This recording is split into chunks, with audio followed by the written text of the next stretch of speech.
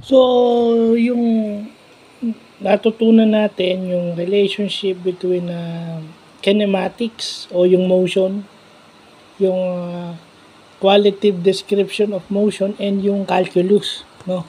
Especially ano na tayo sa free-falling objects, tsaka yung rectilinear motion or motion along the straight line. Tapos meron tayong average velocity tsaka instantaneous velocity. So, ano yung matututunan natin dyan? Yung relationship between kinematics and differential calculus.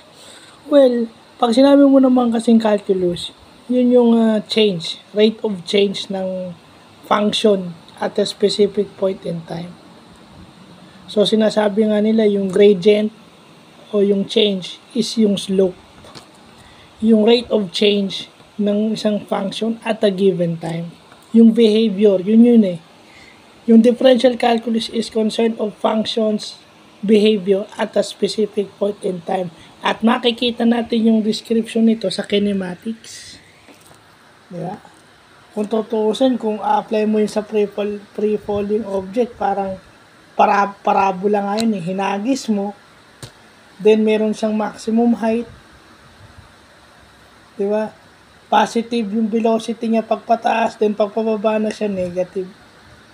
So, mako-compute mo, it's parabola.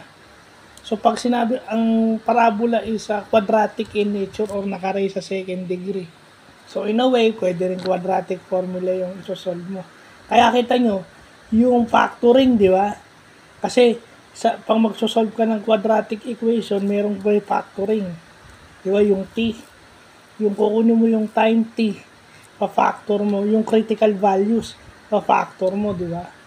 Ganun yun pag quadratic equation. So, makikita mo yung mga, kung makikita nyo yung mga similarities, although different topics yan, pero may mga similarities yan, yan yung dapat makikita ng COMSCI. COMSCI o IT. Yan ang itinuturo sa atin ng mga subjects na yan. Kasi, concern tayo dun sa bytes, di ba? Yung bilis ng bytes na pumapasok at lumalabas sa isang channel o sa isang router, di ba? Kung gaano kabilis yung internet speed, yung ganyan, yun na yun eh. Kasi sa data, yun lang naman ang ano sa atin eh. Kaya pinag-aaralan natin para ma-appreciate natin kasi we are dealing with yung super bilis na internet speed, di ba? Kung ipapasok natin yung real concepts ng IT dyan. Kaya, importante ang calculus dyan kasi kung ipapasok mo yung downloading speed, diba? Parang distance over time lang din yun, kaso may concern sa units. Yun yung technically sa IT at saka sa COMSCI na. Pero yun eh nag-ugat dito sa mga bagay na to. Kasi in real life, real life situations to eh. Pag naghagis ka ng pataas ng isang bagay, so meron siyang maximum height, meron siyang pinakamataas na height na mararating. And then 0 yon, then magkakaroon na siya ng negative velocity. Kasi nagte-take over na yung gravity. So yun yung pinapaalala sa akin at sa atin ng mga bagay na yan. So, hindi ko alam kasi may mga estudyante puro nakatingin sa teki pero yung scientific principles hindi tinitignan. So, yun yung mali. Kasi, agayan, pag tinanong nakalimutan, pwede mo namang balikan eh. Parang refresher lang yan eh. Kung talagang may confident kayong pag-aralan yung mga bagay-bagay, yan yung mga bagay na hindi nyo winawaglit sa sarili nyo.